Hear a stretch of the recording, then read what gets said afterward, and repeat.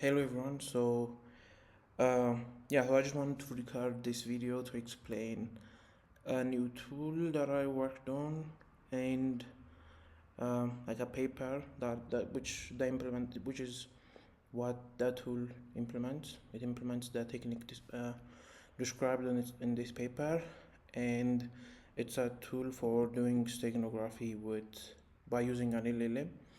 And I just thought it's interesting, like the technique is interesting besides just being used for steganography. Like the main technique that's described in the paper, I think can be used to encode other types of information, or I don't know, use LLMs for use cases other than just generative AI. There's nothing like inherent to them that forces them to be used only for generative AI, and this tool kind of um, helped me work out that style of thinking about LLMs. So I just wanted to record a video basically describing how the tool works. So it's on GitHub here, and this is the paper. I already have it here. Maybe we'll look through it in the like as I explain the technique. And I'm using this Candle ML framework for the actual tool, which is kind of irrelevant, but just wanted to mention it. You can do it with any kind of inference engine or inference tool out there. So let me just showcase how the tool works. So we have this secret file here. It says, "Hello there world. This is a test of Stego. It is an implementation of the technique described in this paper, and then it has the link to that paper." So what we can do is we can use this tool to encode it. We'll to basically create that steganographic text. First, we need a key, and then we will pass in the input, and then where the output should be written to, where the steganographic text will be written through to the location where that text will be written to, and then the model that we're going to be using. I'm actually gonna switch it to, don't I have a llama model here? Oh, let me see.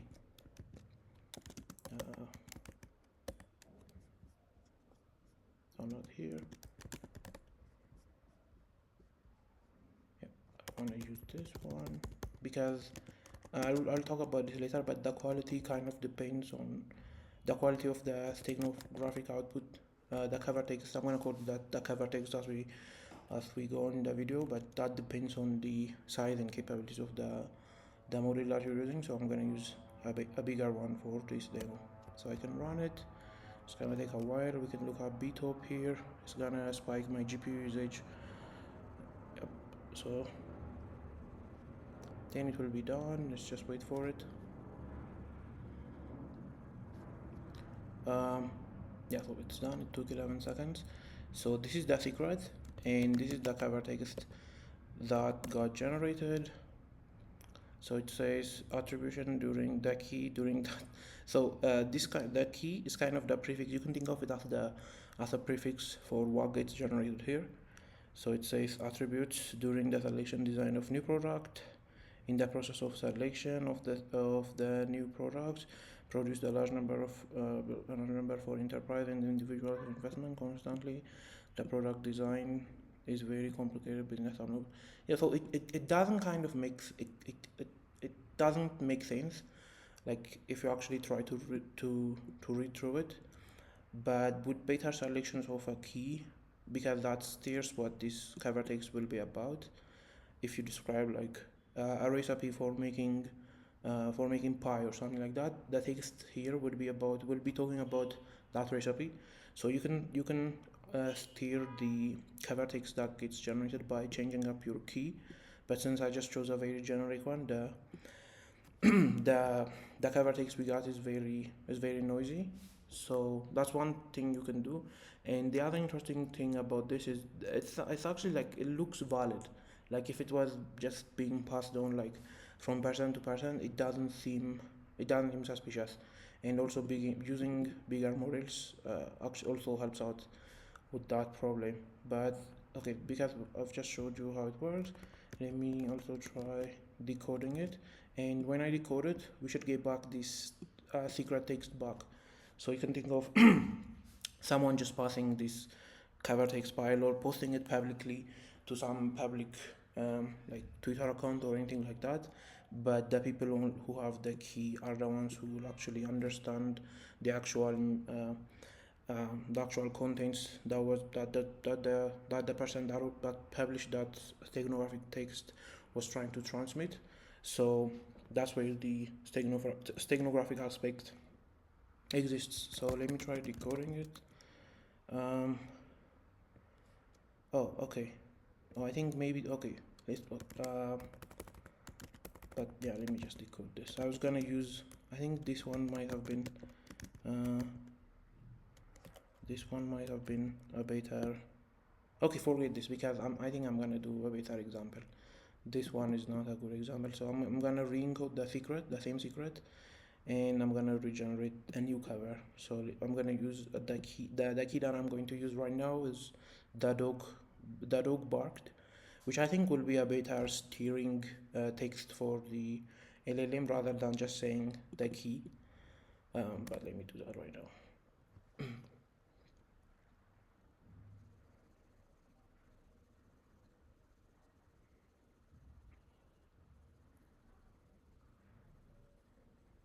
Okay, let me see.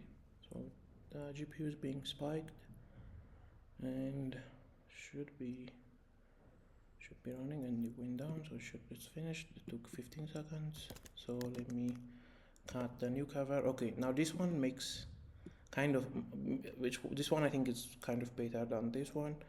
So the key I gave it was the dog barked, and the cover text that I will be sharing publicly would be loped, barked, lapped. So it just seems like a random sequence of words, and anybody just seeing it wouldn't think that there is like anything wrong with this text. But if I try to decode it, so I should be able to, so this is the secret, the original secret that we encoded. I should be able to get this secret back by decoding this cover text. So I'm gonna do decode, and the key is the same key. We have to use the same key. It's like we're locking the file, and we need to use the same key to unlock the file basically.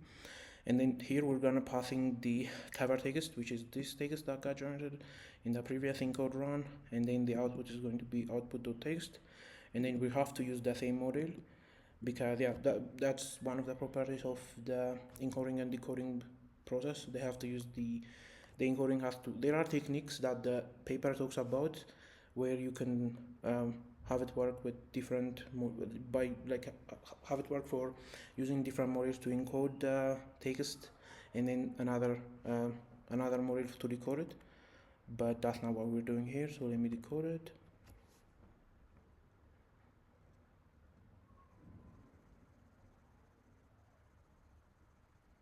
Okay, yeah, 9 seconds, and then I'm gonna cut output.text.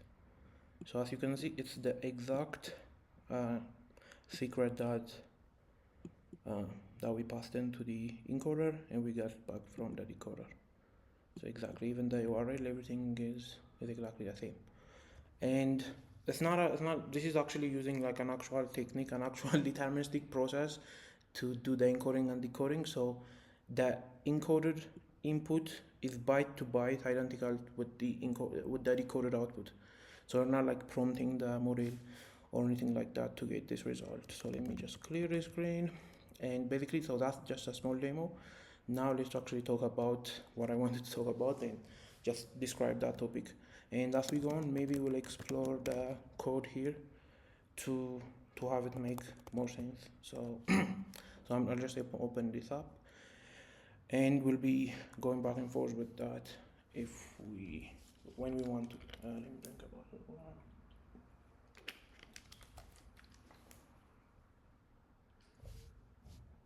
Okay, so this is what I just showed you guys. So we're doing LLM based steganography. So we have this user Alice and Bob, and they want to share like a message with each other, but they only have like they already have a shared key, but they want to like share a message with each other without other people trying to being able to decode the message that they're trying to share with each other. So the secret message we're working with here is hello there world, and the key we're working with is just called the key.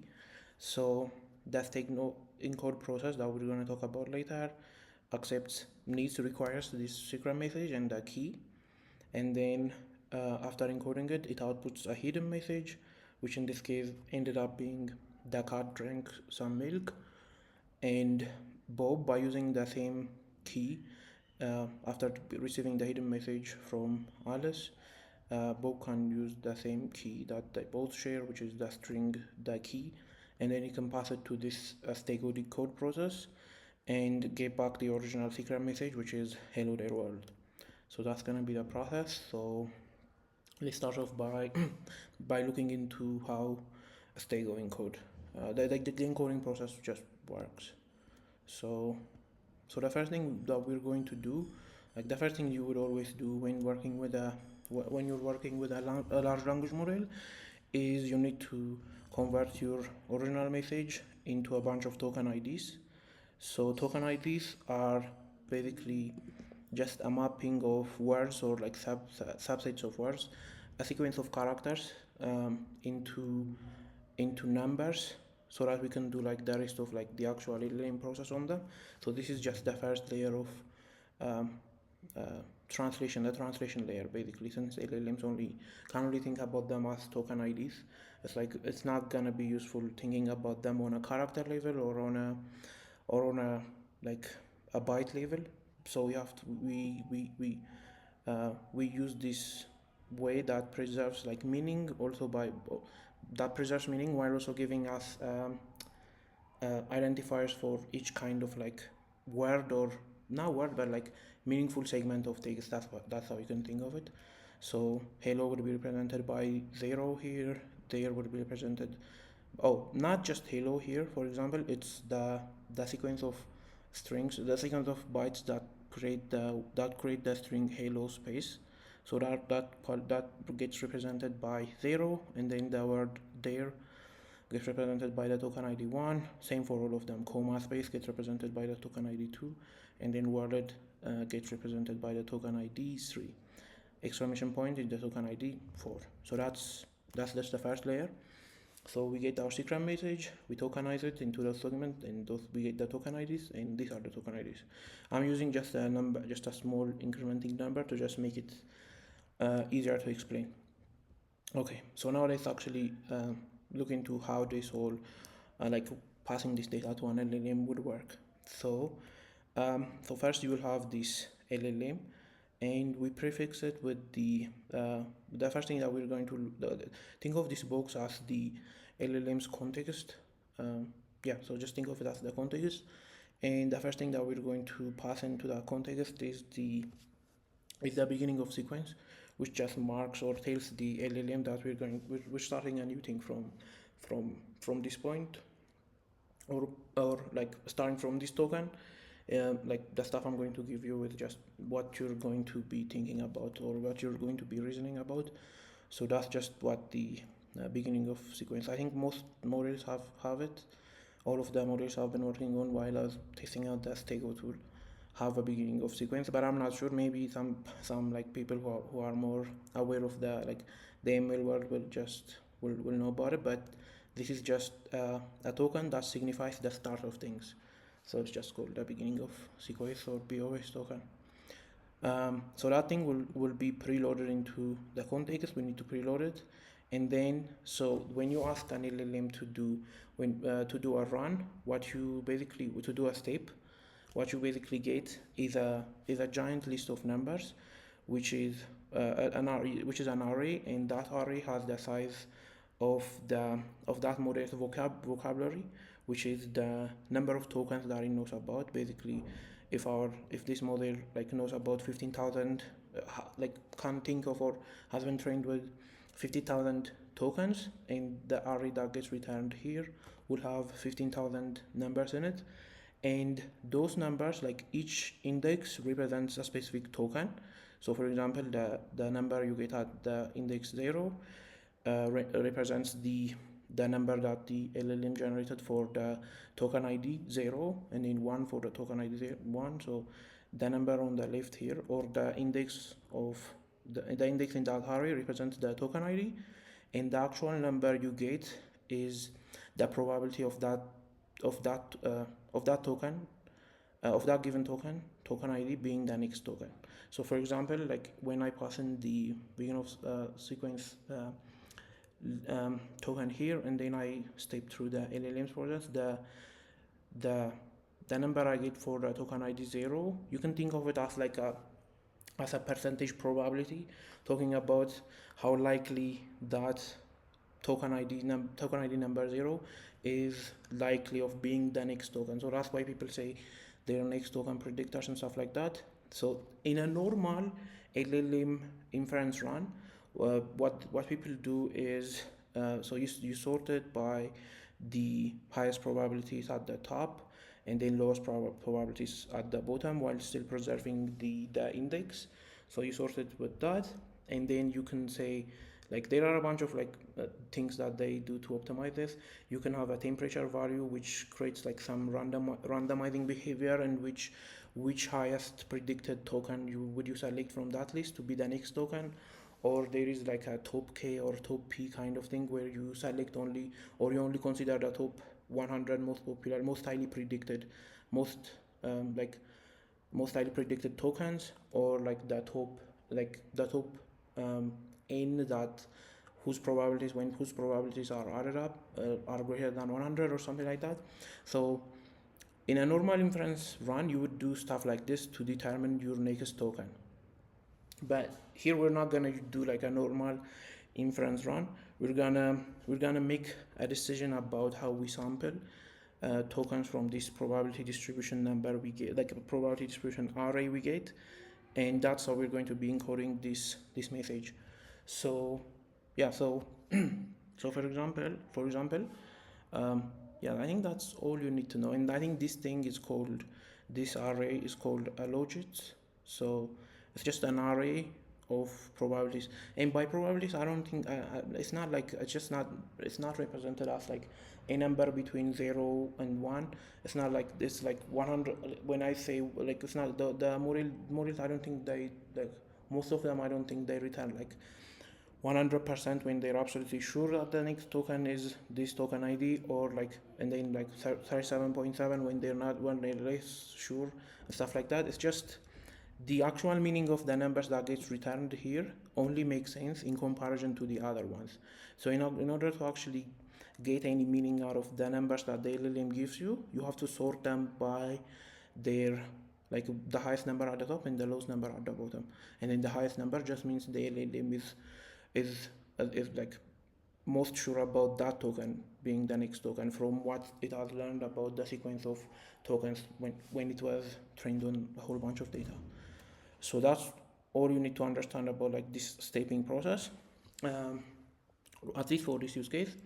So in order to do our encoding, we're not gonna do, as I talked about, we're not gonna do the regular inference decision or sampling decision of like taking a temperature sample of the highest probable token. We're not gonna do that. What we're going to do is ask what is the position or rank of the token halo. So this is the first token that we got out of our secret message, of the message that we received to encode, that we're being asked to encode. So what we ask is, what is the position or rank of the token halo or token ID number 0 in the probability distribution returned from the LLM. So like I said, we sort this array, and then we'll find the token ID number 0, or the token halo space. I think I missed the space here, but halo space. So we find that token, and then we just return the rank in that list. It can be the zeros, like it can be the first one, which would be at index 0. It could be the fifth one, which is like at index, I think that means at index 6. So yeah, so we just decide, we just look up the position of that token ID in that probability distribution after sorting them by the highest number, at the top to the smallest number at the bottom. So in that case, for example, we can get a number like rank number 5. So which means this was at the index number 5 in that array after sorting it. That token ID was at index number 5 after sorting it by the highest to the low, after sorting it by highest to the lowest. So we repeat this process, but each time we do, we pass in the token, like the token that we already got here. So we feed that into the LLM, and then we take another sample of the probability distribution, and then we sort that by highest to the lowest again, and then we look up the token ID number 1, which is there, and then we see which position it is in this ranked probability list, and it can end up at like I'm just making up these numbers here, but that's where we get that's how the actual process went. So for example, this one ended up being at rank number 6, which is it was the index number 6, or the 7th most popular token, and then we feed the next token again, we feed the next token there, and then we take another sample again, and then we ask what is the rank of this token ID comma space, and then we ask that we sort this value, and then we get the position of that token ID, and then here it ended up being at rank 7, and then we feed in that comma space. So we're feeding in the whole message that we got here, one by one, token by token, and then we're getting a probability distribution sample every single time when we give the LLM that token. Yeah, for example, so the next token is world, so we see where world is in that, so we collect the ranks for every single token. So and then we pass in world, we feed that token back in, take the sample again, sort this, see what token, where the token ID 4 is in that list. It's at the rank 9 position, which is index 9 position. And after doing that for every single token in our message, we get a final list. So we first tokenized it, and then we turn that into the actual token ID numbers, and then we get the final sequence that we wanted to get, which is all of those token IDs represented as ranks or positions in a probability distribution. So it's not like these numbers are not token IDs. They're just decisions. You can think. So I talked about earlier about people like that there is actually a decision. So the LLM just gives you a probability distribution of the tokens that it thinks should be the next token, and then the whole decision of choosing which token to select and feed back into the token is actually something outside of the implementation of the LLM. Like you can decide to feed that data back in any order, in any order that you want, or make any decision about it. And that's why for regular inference, literally doing random number generation and then selecting a random token is one kind of decision that you can do to maintain the creativity of the model, and also have it make sense that the final the final sentence or the final data that will be generated by the LLM actually makes sense. So normal inference runs do a random kind of sampling of the tokens, but here what we just did was we weren't interested in that. We just wanted to encode our message into a sequence of sampling decisions, right? So this sequence of sampling decisions is actually we're done here. You can actually, this is at this point is actually getting this list of numbers by itself is also an interesting implementation, an interesting use of LLMs, because you can think of this as we have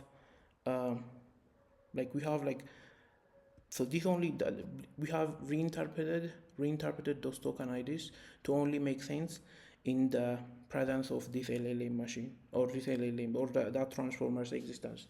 So if you wanted to transform these ranks back into the tokens, what you would have to do is do the whole sampling run in reverse. So you'd have to create load up the LLM, load in the beginning of sequence the BOS token, load it up, and then what you would do to reconstruct the original message is just go to sample the probability distribution, go to rank number 5, or the fifth ranked token in that probability distribution, take that out, feed that back in, and then after doing that for each rank, basically this is a list of decisions of which token to select after each sequence, after each run of the LLM. So you can actually just feed this back in, and be able to like reconstruct the original message. So we have transferred the meaning of our original message to only make sense within the context of this LLM's probability distribution. So that's what the first step we did here. So each one of them are like where each one of these ranks was received from the previous run of the LLM. So I think that I hope that makes sense. So I'm gonna move on to the next one. Let me drink some water.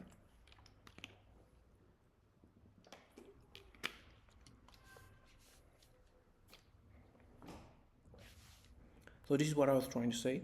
So we have now encoded the original tokens to a list of ranks, a list of sampling decisions that we could use when generating another sequence of tokens. So at this point, we've done the first step that the paper describes, which is called measuring the ranks. So we've measured the ranks, and now we need to convert these numbers to an actual, use these numbers to make decisions about a sampling to make a bunch of sampling decisions, so we can get back a bunch of token IDs, actual real token IDs, and then present that into the user as our final message.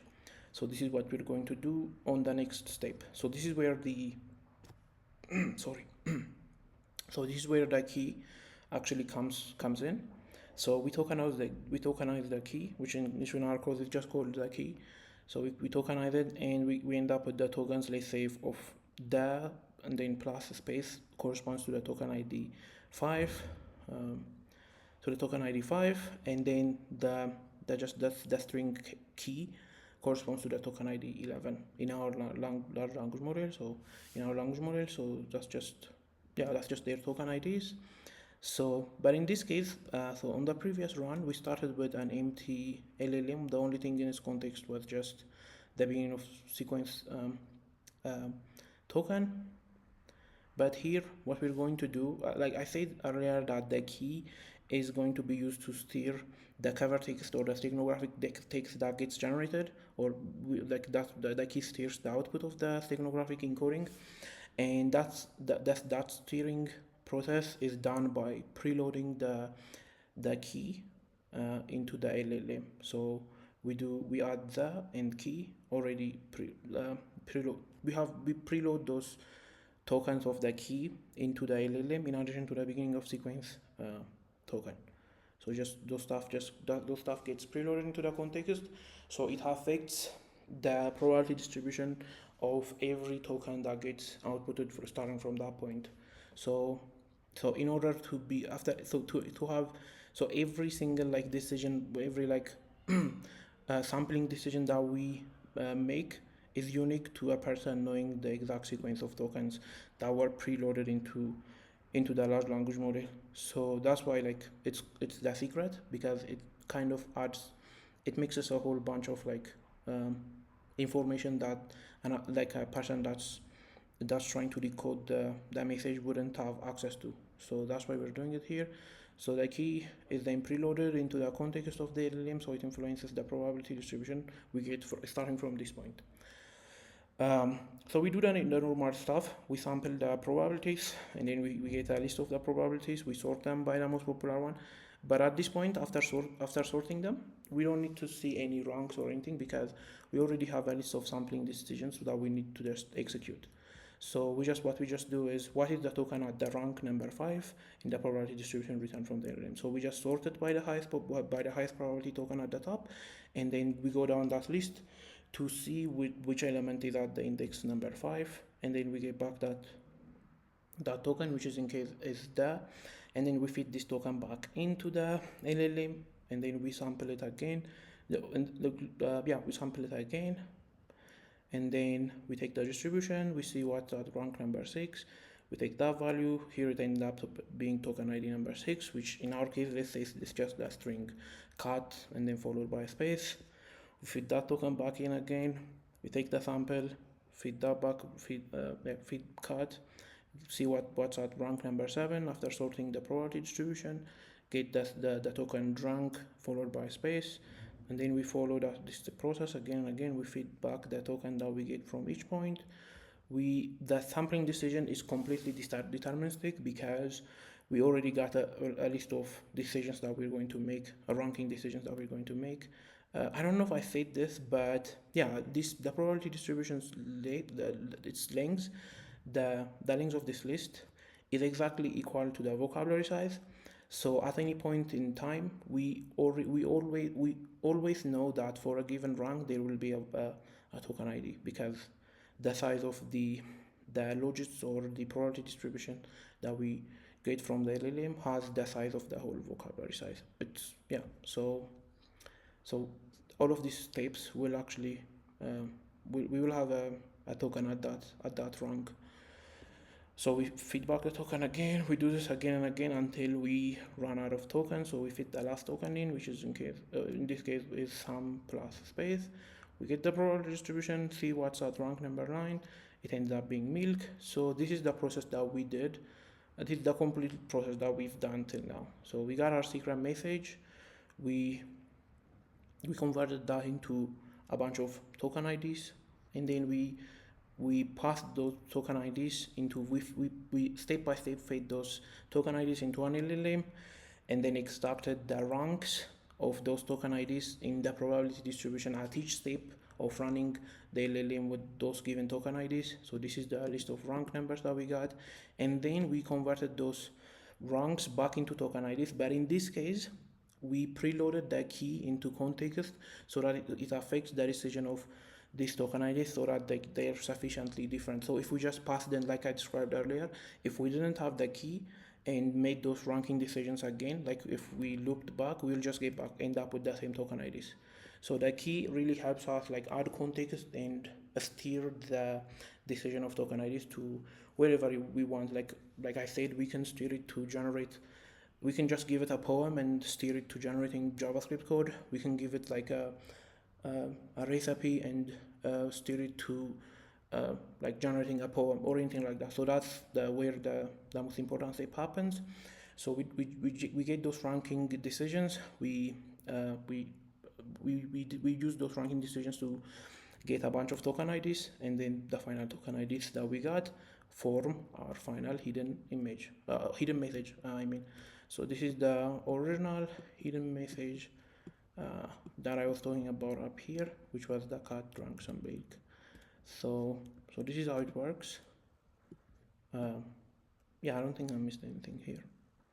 So this is how the encoding works. So before we get to the decoding process, actually maybe we should spend some time in the code to make it clear. So here. So this is just the main function in my in the Rust implementation of the technique described in that paper. So we fetch the model. Well, I don't actually need to worry about where the models are fetched from, but I'm using the Hugging Face API to download them locally. So everything runs locally. We read the input, we trim the input because we don't want any spaces to start at our start and end of our input. So yeah, just make it clean. We just trim it, and then but I just forgot about this. But after downloading the models or fetching them from your file system, we create this structure that I'm calling LLM, which is large language model. Yeah, because some of the example models that I have in this binary are not particularly like large language models. Some of them are like 100 megabytes, so we just called it like large language model, just LLM. So we load our model, which is not that interesting. We just load our model and load our tokenizer, and then here is where the actual interesting stuff happens. So we use that language model, and then we call a function on it called hide. We give it the secret, and we give it the key that we were talking about, the secret prompt that is used to steer the output or the steganographic output. So in hide, we do the step that I was talking about earlier. So we encode our secret into tokens, which is where I was talking about here. So we convert that into a bunch of tokens. So we get a vec of token IDs here. So we get a list of token IDs. And then here, we also do the same to our key. So we tokenize our key, we convert it from being a normal string here into becoming a vector of a list of token IDs. So yeah, so here the first prefix that we're going to need, I talked about, is just going to be the beginning of sequence. So that's just what that means here. Bear prefix just means load the lead token, the model's lead token, or the beginning of sequence token. That's just what that means. So we just need that into a vector so that we can pass it into the next step. And then we have this interesting function which I was talking about, which is the first half of our diagram, which is much more cleaner and concise when you actually see it in code, but kind of looks more complex here. But I think I hope that diagram helped make sense of it all. So let's look at measure ranks. So measure ranks receives a prefix that it will preload into the model, and then it will also expect a list of tokens in which it will make the ranking decisions from. So the prefix, you can think of it as like the context that's gonna be preloaded, and the tokens as the list of things that we're just sequentially feeding into the model to get the probability distributions, and at the final stage determine the ranks. So let's see how that's implemented. So we create a path. You can think of it as like a fresh run of the model, which is like some nice wrapper that I had created, I created around the internals of the candle library, which we don't need to care about right now.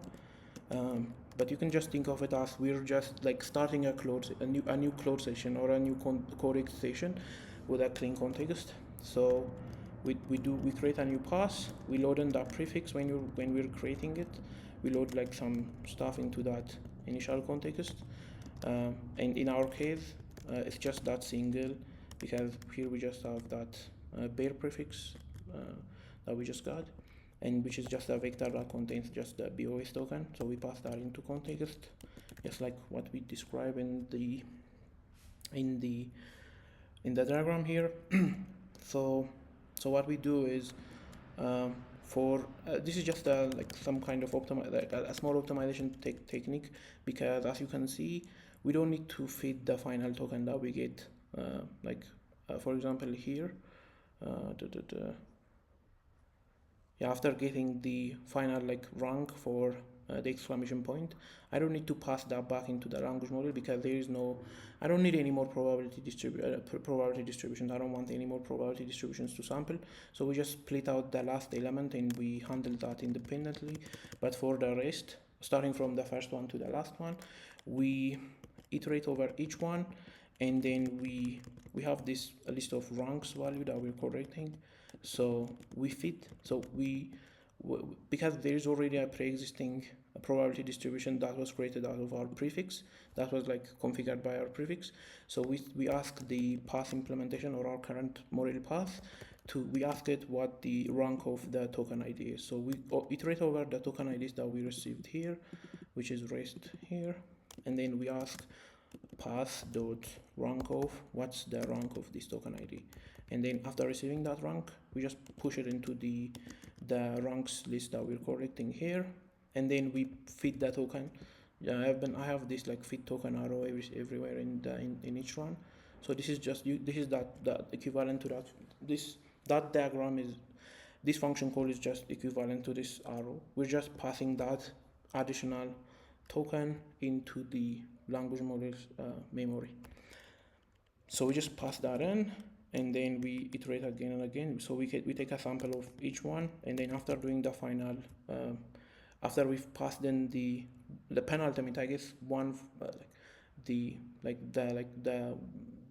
token before the last token, we just pass that in. Then since there are no items in that list, we just fall back to this, and then we ask what the rank of the last token ID here is. Then we do that, and then we return the final ranks. So that's where the first step that we talked about here, where we just get a list of the ranks, happens. Let me go back. Yeah, here. So after getting those ranks, actually the model kind of recommends doing an interesting thing of reversing the ranks, but it doesn't really matter. So You don't actually need to reverse it. I just didn't decide to reverse it in the diagram while I was explaining it, because it makes it more complicated to have the tokens that we're going to be generating in reverse order. But this is just an additional like safety layer on top of the steganography. So you just have to just reverse it on both the hiding implementation and then the decoding or the revealing implementation. So as long as you do that, it doesn't really matter if you reverse it or not, because I can just remove these two reverse calls and that will just work fine. But it's just an additional layer of protection. So you can kind of completely ignore that. So and then now we have to do the final like generation of the actual steganographic tokens or the steganographic text that we're going to be returning out to the user.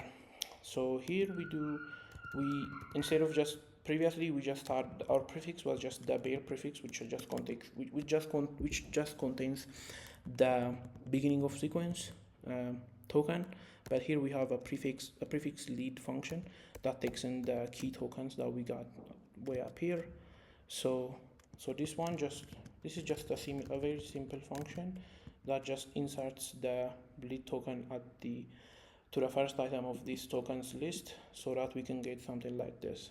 So the beginning of sequence is there, but following that there is a list of the token IDs that we got from our key after tokenizing our key. So that's just what's happening here. So here, and then we call this generate function. So the generate function is exactly, it's actually very similar to the measure ranks implementation, but instead of just doing actually why I should inline this to just have it be, oh I need to use it twice, that's why I don't. Okay, but yeah, so the generate function is very similar to the measure ranks function which you can see above. So we create the pass, we create the output list that we're going to be accumulating the output tokens in. But previously we were just interested in collecting the ranks. But since we already have a list of probability sampling decisions or ranking decisions, we just execute those ranking decisions. So we ask the LLM what's the token at this R rank currently, like while we're iterating over all of the ranks, what's the rank at this position, and then it will return us a token, so token ID, and then we get that token ID, we pass that into our output that we're going to be returning to the user finally here. So and then after adding that or pushing that into the vector, we also feed it back into the model in order to have our next sample or probability sample we can get a token from. So that's what we're doing here.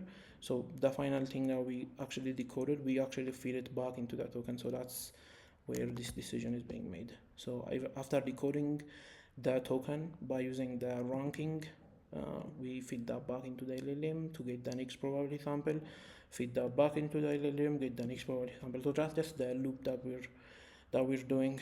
So after doing that, you get the final list of tokens for the steganographic text, which we got here. But now you just need to detokenize that, which is just a call to our tokenizer. So we just convert that into a normal string, which we then present to the user to just give them their encoded text. So I hope that makes it clear. I think the code explanation maybe might have helped. I'm already assuming that you are at least familiar with programming, so I don't think much of it really matters that here, like the code being Rust. I don't think matters that much. So yeah, I think that was clear. So let me go into the decoding side, which is actually very simple, because I think we've already talked about most of the decisions that we I think the encoding is just the decoding is just doing the encoding backwards, like yeah. So it will make sense when I'm talking about it here. But yeah, water break.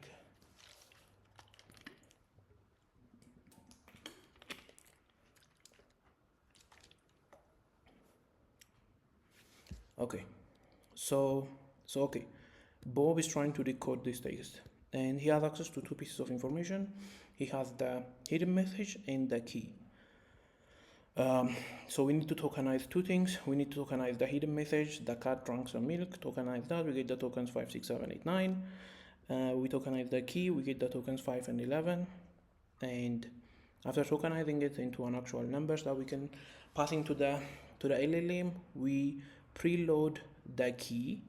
Like I said earlier, we preload. So what we're trying to do here is we know that some kind of ranking decision has been made in order to get these token IDs, right? And when we were encoding the secrets earlier, we made a whole bunch of ranking decisions to get these token IDs. So if we load in the same key, the probability distribution that we're going to get here is going to be the same as the same probability distribution that we got here. Exactly the same probability distribution that we got here. And this is what I was talking about earlier. So there is no on inside the LLM, I'm not sure, but maybe some kind of exotic LLMs maybe have that kind of feature, but there is no random number generator, or there is nothing within the LLM that introduces non-deterministicness when you're giving it a whole bunch of tokens. So what I mean by that is, I think there could be some kind of non-deterministic aspects you can talk about, because we're working with floating point numbers inside the model. It's working with a bunch of floating point numbers, and floating point arithmetic from floating point maths within computers is not always completely accurate. So maybe the accumulation of error, you can think of that as being non-deterministic. But as long as you're running the same model on the same machine, on the same inference engine, and the LLM is not like an exotic LLM that maybe, I don't know if that's accurate, but maybe people will tell me about it, but the LLM doesn't have any random number generation layer within it. As long as you give it the same sequence of tokens, the probability distribution that you get, even though the numbers might not be the same, even though the exact numbers of the probability of these numbers here is not going to be the same. But I mentioned earlier that these numbers, or the logits that we get out of the LLM when we're sampling a distribution, only make sense within relation to each other. So one is higher than the other, one is smaller than the other, one is larger than the other. That's the only thing that gives them meaning, and we're encoding that by this rank. So if the only piece of information that you are getting from a probability distribution is not just the actual value of x here, but it's just where does x lie when I sort it by highest to lowest number in a list. If that's the only information that you're treating as meaningful in your implementation, then that ranking order will always be the same, or at least that's what basically the paper that's what I got from looking into the paper. And yeah, so that's what I'm trying to say. So we already know that there's a ranking decision has been made, and we just need our goal is to just get back that ranking decision. So because if the probability distribution is the same, what we can do is, I have this token ID and this token ID number 5, so I have this list of distributions. So where does this token ID number 5, what's the rank of token ID number 5 in this probability distribution? And we end up with the rank, which is the rank that we originally were deciding how we sample the distribution back here when we are generating the steganographic text. So as long as you have the same key on both sides, the probability distribution, or the order of the probability distribution, the token IDs ranking order will always be the same. So you can just basically that's how you decode it. So so we just go look up token ID number 5. Where is it? It's on rank number 5. Okay, pass that back in, which is the hidden message that we just got. We just feed it back in. Okay, now what's the sampling distribution? Okay, what's the rank of token ID number 6? Look that up, rank number 6. Okay, add that to our list, way down there. Feed that token back in, cut space, and then we just repeat this process by doing a reverse lookup, basically asking where is the rank of this token ID. Instead of just what's up this position, what's the token at this rank, we ask the question, what's the rank of this token ID? And then we just do that again and again. We keep collecting our ranks, and then we get the final rank, which was the original rank that we started here. Yeah, so which is this. So here we just need to actually, because we got the rank, this is just the actual the main thing that we're encoding the message into. So now we have now decoded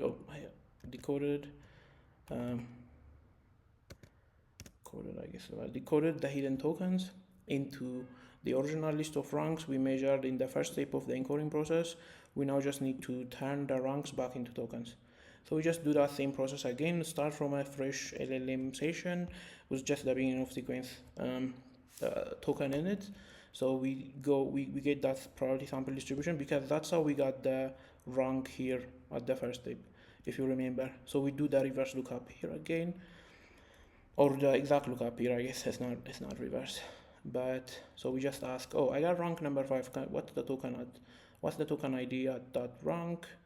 That's token ID 0, which is hello. Oh, we pass in hello back again into the LLM. What's the probability? What's the token ID at this rank number 6? Oh, it's the token ID number 1.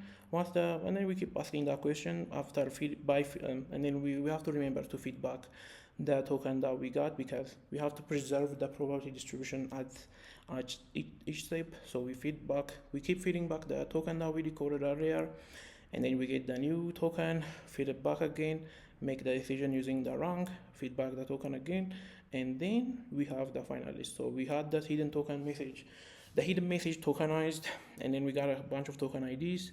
We converted those into the ranks by doing a reverse lookup of the token IDs given the key. So as long as you don't share the key, that's what makes it like a cryptographic scheme here. You have to preserve the key on both sides. So you always get back the same rank. But the actual interesting thing about the paper actually talks more about this too. Even if this is not like this is not like an RSA encryption stuff like that.